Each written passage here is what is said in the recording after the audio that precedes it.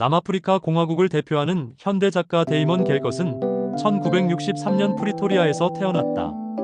어린 시절 림프종 진단을 받고 투병한 경험은 그의 삶과 문학에 깊은 흔적을 남겼으며 질병, 육체의 취약성, 가족관계의 복잡성 등은 그의 작품에 반복적으로 등장하는 주제가 되었다.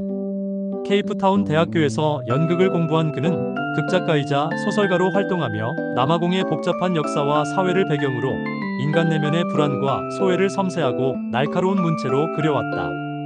특히 그는 아파르트헤이트 체제와 그 이후의 전환기를 살아가는 백인들의 정체성과 죄의식을 집요하게 탐구해왔다. 부커상 후보에 2차례 2003년, 2010년 오른 끝에 2021년 마침내 약속으로 수상의 영예를 안으며 세계적인 작가의 반열에 올랐다. 그의 작품은 혁신적인 서사 기법과 문학적 깊이를 통해 남아공의 특수한 상황을 넘어 보편적인 인간 조건에 대한 심오한 통찰을 제공한다는 평을 받는다. 모든 가족에게는 비밀이 있고 모든 국가에게는 지워지지 않는 역사가 있다. 데이먼 갤것의 2021년 부커상 수상작 약속은 남아프리카 공화국의 한 백인 아프리카너 가족 스바르트 가문의 30여 년에 걸친 연대기를 통해 한 가족의 비밀이 어떻게 한 국가의 역사와 공명하며 그 시대의 죄와 책임을 되묻는지를 보여주는 장대하고도 날카로운 서사다. 소설은 제목 그대로 하나의 약속에서 시작된다. 1986년 아파르트헤이트가 기승을 부리던 시절 스바르트 가문이 어머니 레이첼은 임종 직전 평생을 가족을 위해 헌신한 흑인 하녀 살로메에게 그녀가 사는 작은 집과 그 땅의 소유권을 주겠다는 약속을 남편에게 받아낸다. 그러나 이 약속은 지켜지지 않는다. 가족의 장례식이 한 번, 두 번, 세 번, 네 번에 걸쳐 치러지는 동안 약속은 편리하게 잊히고 교묘하게 왜곡되며 끝없이 미뤄진다. 갤것은 이 지켜지지 않는 약속을 축으로 네 번의 장례식을 통해 남아공 현대사의 가장 격동적인 순간들을 관통한다. 아파르트헤이트의 종언, 넬슨 만델라 시대의 희망, 뒤이은 환멸과 부패의 시대에 이르기까지 스바르트 가문의 점진적인 몰락은 남아공 백인 사회의 도덕적 파산과 국가 전체가 짊어진 역사적 부채의 축소판처럼 펼쳐진다. 작가는 신과 같은 시점으로 인물들의 내면과 외면을 자유롭게 넘나드는 혁신적인 서술 방식을 통해 그들의 위선과 자기기만, 불안과 죄의식을 마치 현미경으로 들여다보듯 파헤친다. 이 소설은 단순히 과거사에 대한 고발에 그치지 않는다. 이것은 부서진 관계와 깨진 신뢰 속에서 화해는 가능한지, 진정한 정의는 어떻게 실현될 수 있는지, 그리고 역사의 무게 앞에서 한 개인은 무엇을 할 수 있고 또 해야만 하는지에 대한 근원적인 질문을 던지는 우리 시대 모두를 위한 강력하고도 아름다운 우화다. 이제 우리는 스바르트 가문의 첫 번째 장례식으로 들어가 수십 년간 이어질 이 비극적이고도 희극적인 드라마의 서막을 함께 지켜보게 될 것이다. 약속의 구조는 그 자체로 소설의 주제를 압축하는 탁월한 문학적 장치다. 소설은 약 30년의 세월에 걸쳐 스바르트 가문에서 일어난 네 번의 죽음과 그 장례식을 중심으로 네 개의 부로 나뉜다. 각각의 장례식은 단순히 한 인물의 끝을 의미하는 것을 넘어 한 시대의 종언과 새로운 시대의 시작을 알리는 이정표 역할을 하며 그 시대를 살아가는 인물들의 변화와 남아프리카 공화국의 정치적 지형 변화를 극명하게 보여준다. 첫 번째 장례식은 1986년 어머니 레이첼의 장례식이다. 이 시기는 인종 분리 정책이 맹위를 떨치던 폭압의 시대로 백인들의 특권은 견고해 보이지만 그 기반은 서서히 흔들리고 있다. 유대인이었으나 아프리카너 남편 마니와 결혼하며 개신교로 개종한 레이첼은 죽음의 문턱에서 죄책감에 시달린다. 그는 가족을 위해 평생을 헌신한 흑인 하녀 살로메에게 최소한의 보상, 즉 그녀가 살고 있는 작은 집과 땅을 주겠다는 약속을 남편에게서 받아낸다. 이 장례식에 모인 가족들의 모습은 당시 백인 사회의 단면을 보여준다. 완고하고 가부장적인 아버지 마니는 아내의 약속을 대수롭지 않게 여기며 무시하고 큰딸 아스트리드는 피상적인 슬픔에 잠겨있으며 아들 안토는 군 복무의 트라우마를 안고 방황한다.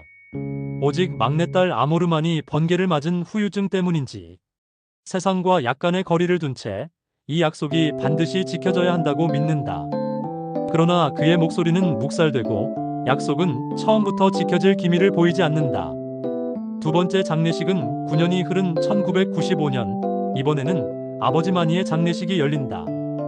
남아공은 기적적인 변화를 겪었다.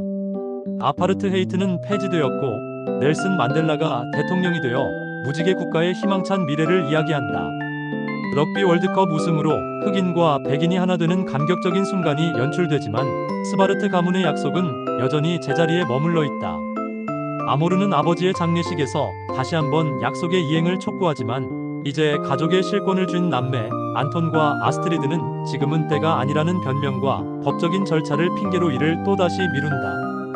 국가적으로는 거대한 화해와 용서가 이야기되지만 개인의 차원에서는 과거의 불의가 청산되지 않고 이기심과 편견이 여전히 작동하고 있음을 보여주는 씁쓸한 풍경이다. 세 번째 장례식은 시간은 다시 흘러 2004년, 이제는 큰딸 아스트리드의 장례식이다. 만델라 시대의 낙관로는 빛이 발했고 사회는 치솟는 범죄율과 불안으로 신음하고 있다. 아스트리드는 불의의 사고로 남편에게 살해당하는 비극적인 최후를 맞는다. 그의 죽음은 물질적 욕망과 피상적인 관계에 집착하던 삶의 허무한 결말을 상징한다. 남은 형제 안톤과 아모르의 삶 역시 순탄치 않다.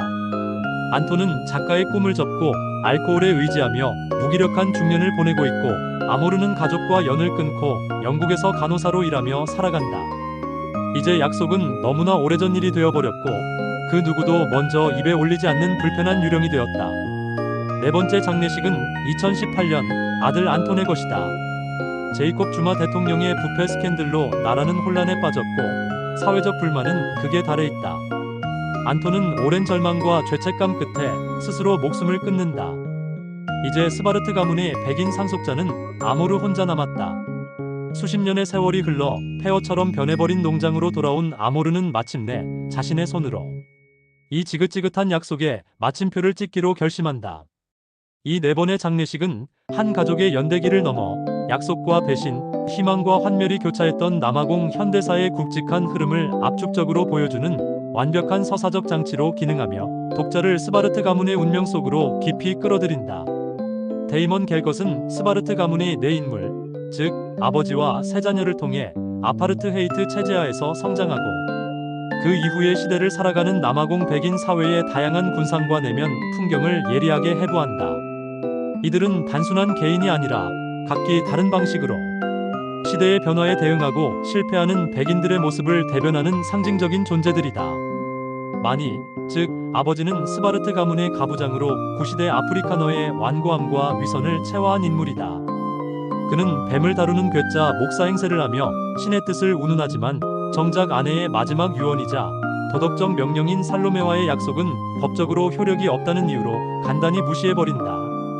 그의 신앙은 자신의 인종적, 가부장적 특권을 정당화하는 도구에 불과하다.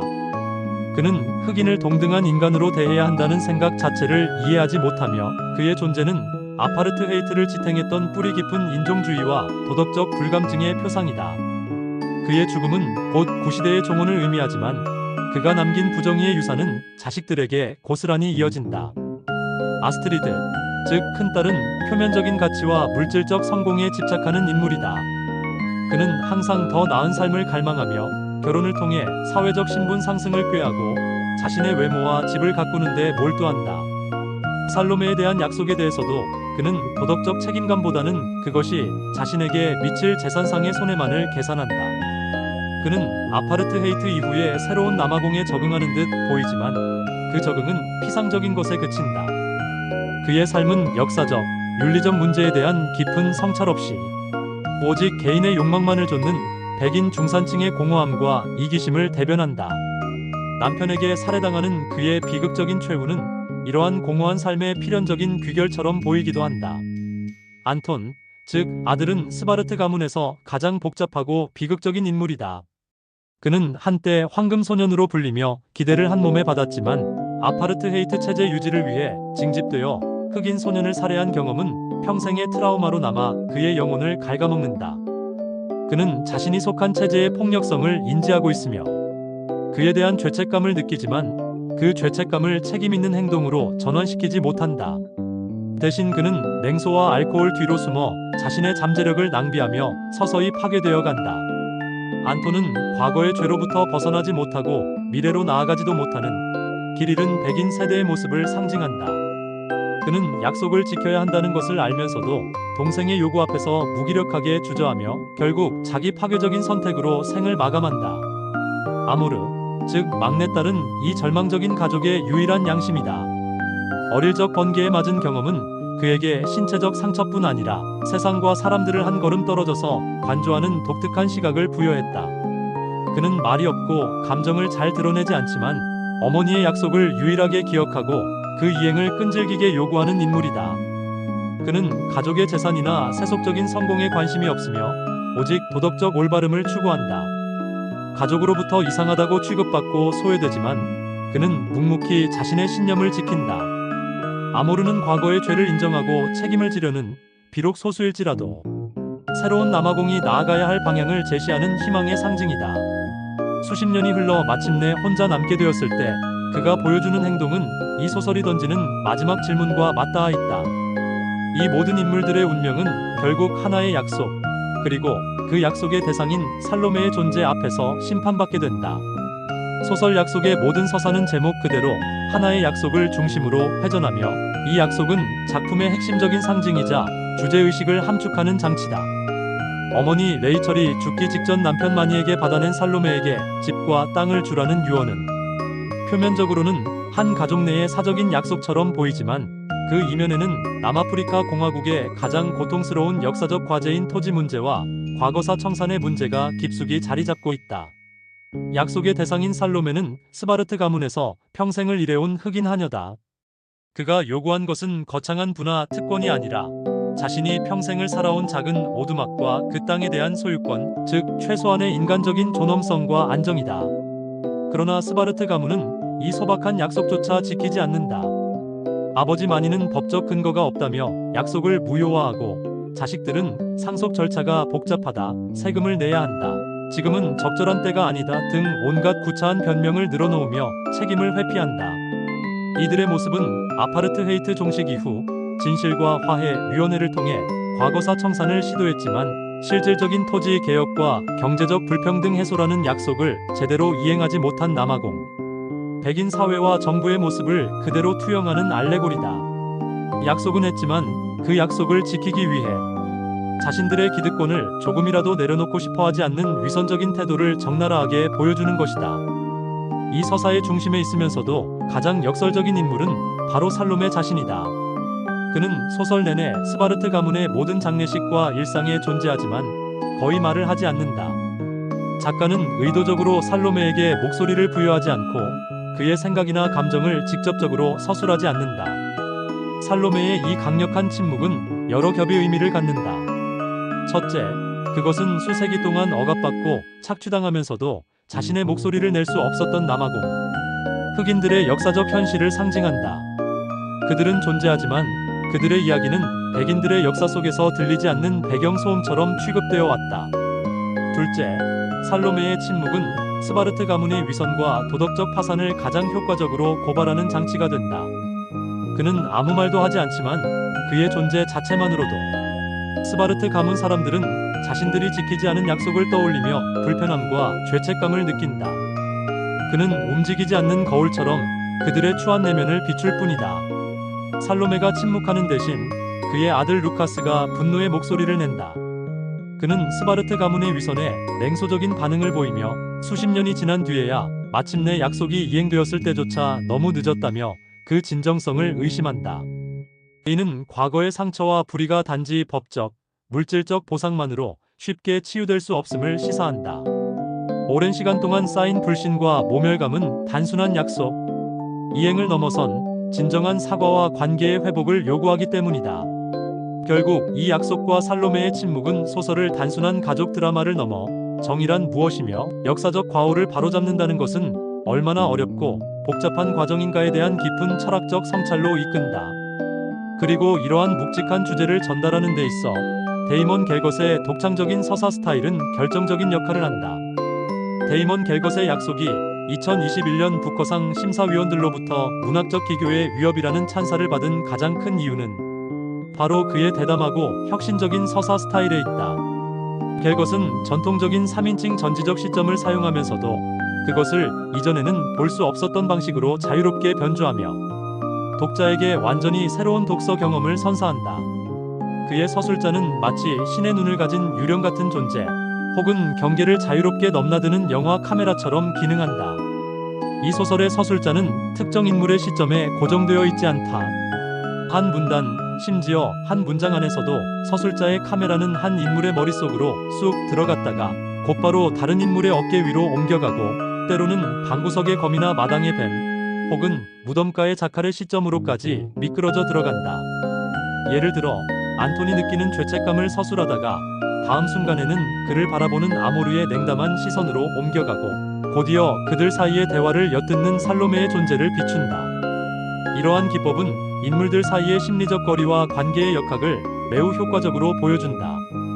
독자는 누구 한 명에게도 완전히 감정이입을 할 수 없게 되며, 대신 모든 인물들을 일정한 거리를 두고 관찰하고 판단하게 된다. 이는 독자에게 마치 연극 무대를 내려다보는 관객과 같은 입장을 취하게 하여 인물, 개개인의 비극을 넘어 전체적인 상황의 부조리함을 깨닫게 만든다. 갤것의 서술자는 결코 중립적이거나 객관적이지 않다. 오히려 매우 수다스럽고 빈정대며 때로는 신랄한 유머를 구사한다. 서술자는 종종 괄호를 사용하여 인물들의 생각에 대해 비꼬는 듯한 코멘트를 달거나 갑자기 자, 이제 보라 또는 들리는가? 와 같이 독자에게 직접 말을 걸며 제사의 벽을 허물어뜨린다. 이러한 개입은 독자의 안일한 독서를 방해하고 지금 읽고 있는 것이 잘 짜인 허구임을 끊임없이 상기시킨다. 동시에 서술자의 냉소적인 목소리는 인물들이 스스로를 어떻게 정당화하고 기만하는지를 폭로하는 역할을 한다. 인물이 자신의 행동에 대해 그럴듯한 변명을 늘어놓으면 서술자는 곧바로 다른 시점으로 이동하거나 비판적인 논평을 덧붙여 그 위선을 까발리는 식이다. 이러한 혁신적인 스타일은 소설의 주제와 완벽하게 맞물린다. 아파르트헤이트라는 체제 자체가 인간과 인간 사이의 인위적인 경계를 긋고 분리하는 시스템이었다면, 갤것의 서술자는 그 모든 경계, 즉 인종, 계급, 성별, 심지어 종의 경계까지 자유롭게 넘나들며 그 경계가 얼마나 허구적인지를 보여준다. 또한 남아공 사회 자체가 수많은 목소리와 관점이 충돌하는 다층적이고 분열된 공간임을 이 유동적인 시점을 통해 효과적으로 구현해낸다. 약속을 읽는 것은 마치 잘 만들어진 한 편의 영화를 보는 것과 같다. 카메라는 때로는 클로즈업으로 인물의 미세한 표정을 잡고, 때로는 롱숏으로 전체 풍경을 조망하며, 때로는 현란한 트래킹숏으로 인물들 사이를 오간다. 이 눈부신 카메라 워크, 즉 갤것의 문체는 독자를 스바르트 가문의 비극 속으로 깊숙이 끌어들이는 동시에 그 비극을 더 넓은 역사적, 철학적 맥락에서 성찰하게 만드는 가장 강력한 동력이 된다.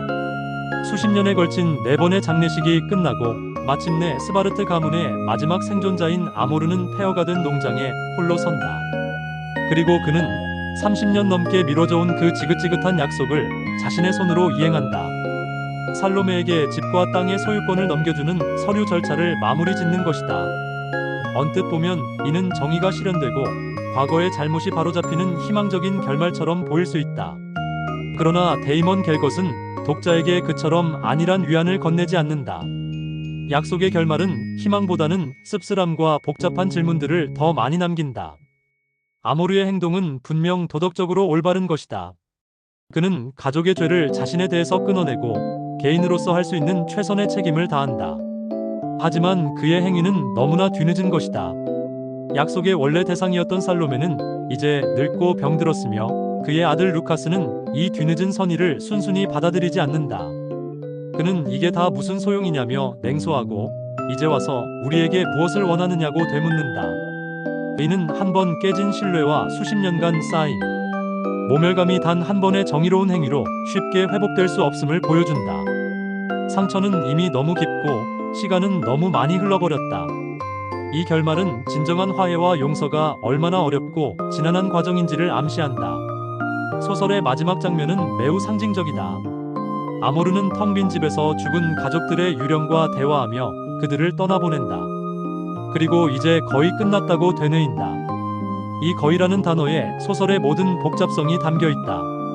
개인의 차원에서 아모르는 약속을 지켰지만 국가적 차원에서 남아공에 깨진 약속들은 여전히 현재 진행형이다. 토지 문제는 해결되지 않았고 경제적 불평등은 심화되었으며 사회적 갈등은 여전하다. 아모르가 홀로 선 낡은 농장은 바로 이처럼 불완전하고 불안정한 남아공의 현실 그 자체를 상징한다. 결국 약속은 실패에 관한 이야기이자 그럼에도 불구하고 다시 시작해야 하는 책임에 관한 이야기다. 스바르트 가문은 약속을 지키는 데 실패했고 남아공은 진정한 무지개 국가를 만드는 데 많은 부분 실패했다. 하지만 갤것은 완전한 절망만을 이야기하지는 않는다. 아모르라는 인물을 통해 그는 비록 너무 늦었을지라도, 비록 그 결과가 만족스럽지 않을지라도 옳은 일을 하려는 개인의 노력이 갖는 의미를 포기하지 않는다. 그것은 거창한 구원이 아니라 잿더미 속에서 아주 작은 씨앗 하나를 심는 행위와 같다. 데이먼 갤것은 이 소설을 통해 한 가족의 연대기를 남아공 현대사의 알레고리로 탁월하게 승화시켰으며 동시에 혁신적인 서사 기법으로 소설이라는 장르의 가능성을 한 단계 끌어올렸다. 약속은 우리에게 역사의 무게는 결코 사라지지 않으며 지켜지지 않은 약속은 다음 세대의 영혼의 유령처럼 떠돈다는 사실을 일깨워준다. 그리고 그 유령과 마주하고 자신의 책임을 다하려는 한 개인의 고독한 선택 속에서 우리는 가장 어둡고 복잡한 현실을 살아갈 한 줄기 희미하지만 강인한 빛을 발견하게 된다. 본 영상에서 사용된 책의 내용은 저작권법상 공정 이용을 목적으로 인용되었습니다. 영상의 핵심 내용은 책 내용의 요약이나 비평이며 원작 전체를 대신할 수 없습니다. 저작권 소유자의 요청이 있을 경우 즉시 조치를 취하겠습니다.